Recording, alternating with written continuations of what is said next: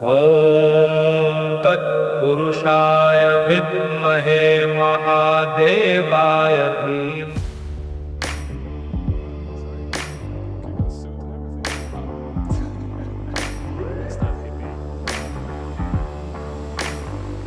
A word that still makes people so uncomfortable. Not because it's dangerous in any way, but because we were taught to fear it. And that fear is one of the greatest lies we have ever been sold. Ask yourself this: is human sexuality something that needs to be controlled to be safe? Is restraint the price of being good? And is desire something that we're supposed to outgrow to become whole? That very idea that sex is dirty, sinful, spiritually suspicious is a lie so old that we have almost stopped questioning it. Imagine being told that fire is evil, the root of all evil in the world. It is the devil. Yet every night you somehow must warm yourself by it. That is how our culture treats sex. The very force that brought every single one of us into existence is labeled dangerous, shameful, allowed only under the right conditions, with the proper person, in the right setting, and of course with the right excuse. And still it burns so within us. From childhood, we have been warned desire is something dangerous, and that story is so familiar. Wanting is the beginning of sin. Sex is only redeemed through marriage. And even then it's framed as a duty, not a delight. Purity is praised, celibacy is elevated, and self-denial is sold as spiritually superior. Pleasure, suspicious. In Victorian England, they expected women to faint at the thought of lust. At the same time, while men quietly waded through brothels. Different rules, same hypocrisy. And these ideas, they don't disappear, they evolve. Today they show up as a purity culture, abstinence programs, moral systems where fear is dressed up as a virtue. But here's the thing. Fear is a terrible condom. It breaks every time. You see, shame-based sexual education doesn't protect people. It produces anxiety, secrecy, and unsafe behavior. And psychology has been clear about this for decades. But the lie survives because fear is easier to control than truth. Touch the body the wrong way, and you shall never touch the divine. Don't want too much. Do not enjoy it too deeply. And now contemporary spirituality has joined the party. All of a sudden, love becomes a checklist. Sacred union, twin flames, divine masculine, divine feminine. People chasing these things not out of joy, but out of fear. Fear of missing ascension. Fear of lowering their vibration. The fear that pleasure will trap them in the wrong reality. What was meant to be mere symbolic has now been mistaken for literal truth. We have maps that have turned into prisons. Remember, the river flows in many different directions to the sea. Only fear insists that there is only one. Let's be honest. Sexual repression has always been about power. Repress it, and it doesn't disappear. It mutates.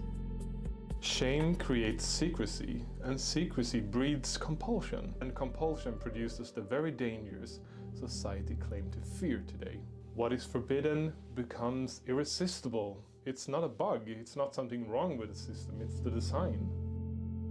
And those who control sexuality understand something very fundamental, that sexual freedom is power.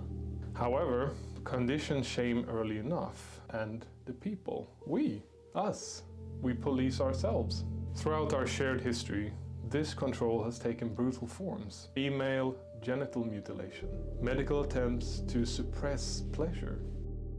Let's speak plainly. Cutting someone's genital without medical reason is abuse.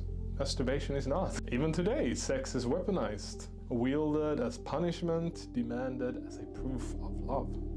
And yet, sexuality itself is not the danger, secrecy is. Sexual energy isn't just biological, it's creative. It fuels birth, art, poetry, rebellion, imagination. To deny it is to deny being human. Fantasies aren't threats, they're invitations. Parts of the psyche asking to be seen, not shamed. Desire is not the enemy, silence is. And love. Love suffers from the same narrow thinking. We have all been told that monogamy is the only real devotion, but most humans aren't wired that way and never were. And jealousy is treated as a proof of love. Jealousy is not a proof of love, it is a proof of insecurity. And love isn't a cage, it's a garden. Some tend to one flower, and for some, many pots bloom. What really matters isn't the number, it's how honest you are, and how present you are, and what kind of consent you give. One of the biggest confusions of our time is thinking what turns you on defines who you are. As if kneeling in bed means you want to live your life on your knees. As if enjoying surrender means craving oppression. It's nonsense. Sex is a theater, a ritual space to try on different masks, and then take them off again. I'm gonna share something personal. For years, I played the expected, traditional, classical role of a man as the man in charge in the sexual context. And it felt good. It still does. But that wasn't the whole truth. With my current partner, I allowed myself to explore the other half, to let go, to obey. And I discovered something unexpected. I enjoyed it. Not instead of, but alongside the other half. That's exploration. Finding new spaces inside yourself. Since these roles aren't prisons, they're costumes. So the tragedy isn't what you desire, it's never really trying in the first place. Here is the truth. Sex is not a sin. It is alive. It is a stream that can flood if dammed and nourish if we allow it to flow. So when desire stirs, don't strangle it with shame. Treat it like a guest. The pulse of life itself, knocking on your skin, wanting to be welcomed home. Thank you so much for stopping by to listen to a nobody.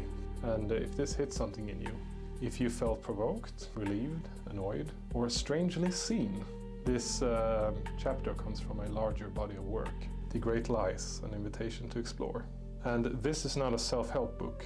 It's not here to give you answers. It's here to mess gently and sometimes not so gently with the stories that we've been told about truth, morality, identity, sex, power, and ourselves. And if you feel that you wish to go deeper, it is available on Amazon and honestly most places where you usually get your books. Bookstores, online stores, somewhere in the great capitalist web of reality, you'll find it. And as always, if you have enjoyed this, do the very modern ritual, like, subscribe, follow and share. Press any button to tell the algorithm that you approve of my existence. Down here, where am I supposed to point? Just look around, it's nearby. Probably. Thanks again for listening, and remember, question the story, especially when it feels uncomfortable. Mahadeva Shambho.